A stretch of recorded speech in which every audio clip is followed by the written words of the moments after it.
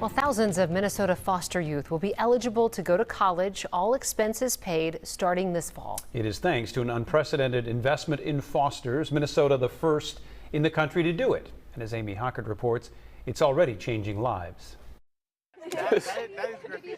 It's summer break at Minneapolis-St, a time when up-and-coming college hopefuls can get a feel for life on campus. Do they offer any other sports other than soccer? But in its 148-year history, McAllister probably hasn't ever seen a tour group like this. When I was in high school, when I would watch people like going on tours and stuff with their parents, or like when they would be like wearing their new hoodie on senior day like of the college they got into, I would always be really envious because I never thought that like that would be an opportunity that I would be able to have. Ren is 22 and this is 18-year-old Edson. They are fosters. Every household I've lived in, I've always had to take care of myself either way because they would be gone and nothing to eat. So that's how I learned how to cook myself. Like, I don't know, you just got to take care of yourself. And that's how I guess, survived. By all accounts, Ren and Edson shouldn't be here. Only about half of kids raised in foster care finish high school.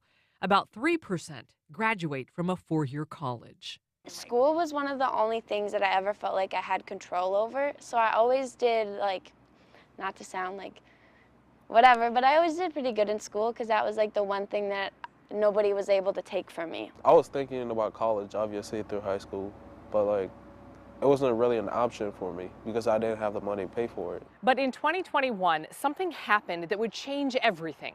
Minnesota lawmakers made an unprecedented investment in fosters with a multi-million-dollar grant called Fostering Independence.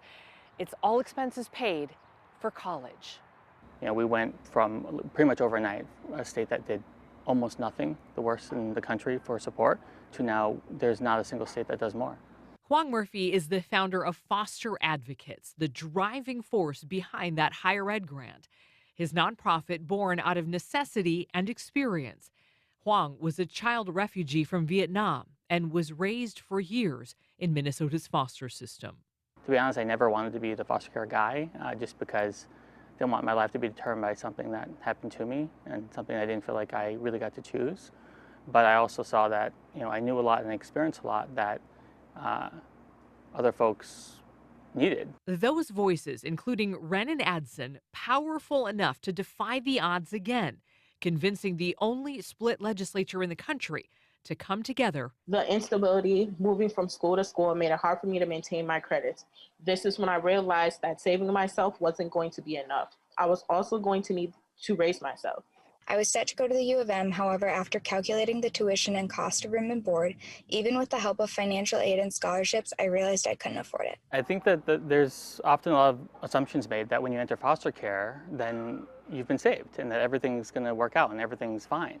And that's just not true. Life foster care can be a life-saving intervention, and it was for me, but that wasn't the end of the story. You know, I was 8 when I entered foster care. There's 10 more years of life that we had to experience. There's a lot of challenge in those 10 years. You know, we know how to save children, but we don't really know how to care for them as a state.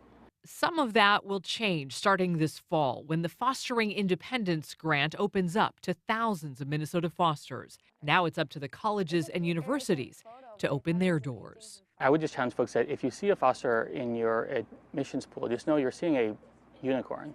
You're seeing somebody that should not have been able to make it that far, that they've gone past hurdles that are unimaginable to anyone else. And that's someone that you should want on campus. That's someone that your student body, that you yourself, and that your staff can learn from. I'm thinking about going into accounting. Numbers come easy to me. I just want to put it to use before I lose it, you know. Plus, I want to be a pilot too. I still want to get my pilot's license. A few days after touring McAllister, Edson stepped into the cockpit of an airplane for the first time. Yeah, I got a lot of questions. Yeah, shoot away. Slowly adjusting to a new normal. Oh, this is 1 engine? Yes. One with hope. What is It's it? going to beep at you. And opportunity. Flying Cloud Tower, Archer 873 Papa Alpha is 10 miles to the south with information Delta requesting a full stop landing. So, yeah. And then they give you a call back, they tell you how to enter, and then... I want to fly like right now. Yeah. Fosters in general are told that they have to have grit, they have to be tough. But other kids get to dream. I want fosters to be able to dream too.